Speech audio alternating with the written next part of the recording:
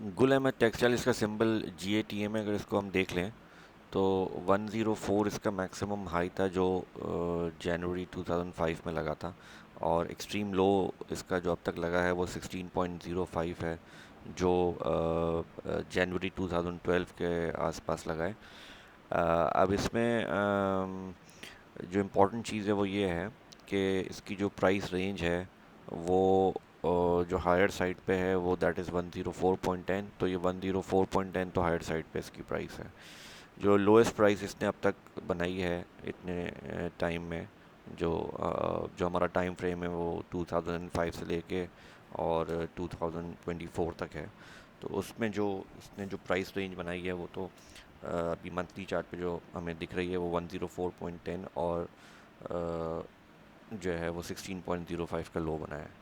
अच्छा, अब इसमें एग्जैक्टली हुआ ये है कि 104.10 जो है जब इसने बनाया है तो उसके बाद मार्केट जो थी वो यहाँ से बहुत शार्प डिक्लाइन की तरफ जाती है।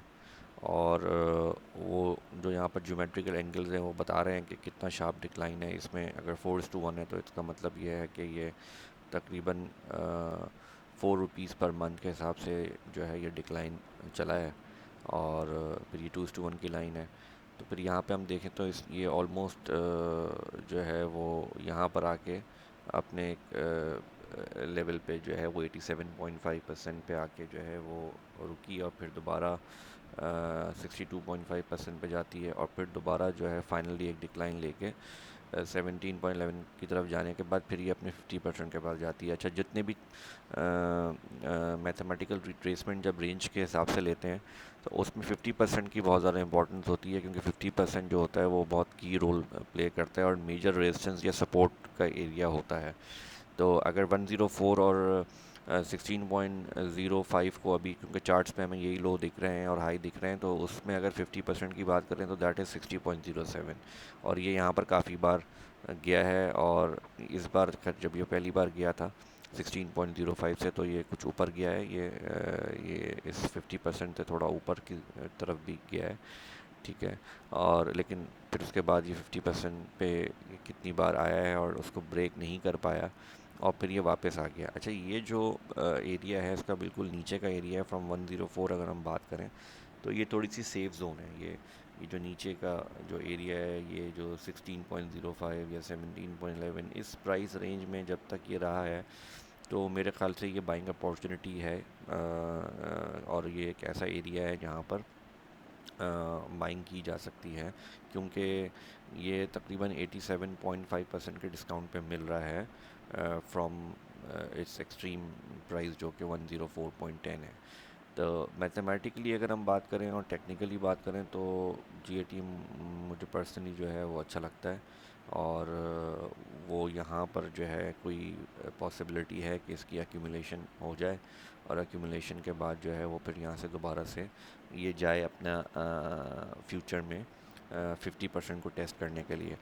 अच्छा, अब इसमें इम्पॉर्टेंट चीज़ लेकिन ये रहेगी कि किसी भी वजह से या कोई भी हालात होते हैं या कोई भी मार्केट कंडीशंस होती हैं या इकॉनमी में जो भी मसाइल होते हैं, चीज़ें होती हैं, उसकी वजह से भी या किसी भी रीज़न्स की वजह से, फॉर एनी रीज़न, ये 16.05 इसको टेक्निकली जो है वो अब नहीं तोड़ना चाहिए। यहाँ से भी इसको 16.05 अब नहीं तोड़ना चाहिए, क्योंकि अगर ये 16.05 तोड़ देती है तो फिर जो है चीज़ें जो हैं वो फिर नीचे के लिए नए रूम खुल जाएंगे बॉटम्स के लिए।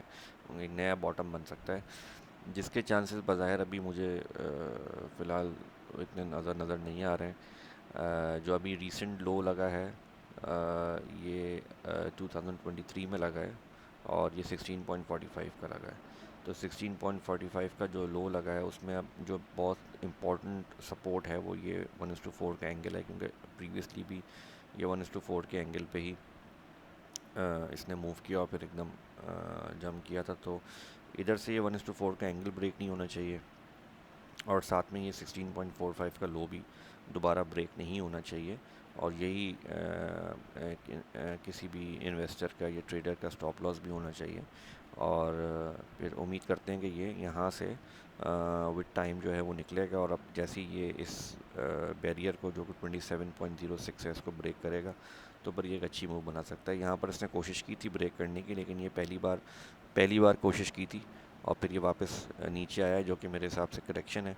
यहाँ भी लास्ट टाइम भी आप अगर उसके मूव को देखें, इतने साल पहले 2012-13 में भी सेम सेम पोजीशन थी कि ये जा रहा था, टेस्ट कर रहा था, वापस नीचे आ रहा था, फिर टेस्ट कर रहा था, फिर नीचे आ रहा था, और फिर ये एकदम से एक रैली की तरफ जाता है। और तो इसका जो पास्ट बिहेवियर है, अगर हम उसको उसको बेस बनाएं, तो ये लग रहा है कि ये सेफ जोन में है, और अपने पोर्टफोलियो में जीए टीम को हम जो है वो ऐड कर सकते हैं। तो ये एक अच्छा स्क्रिप्ट है।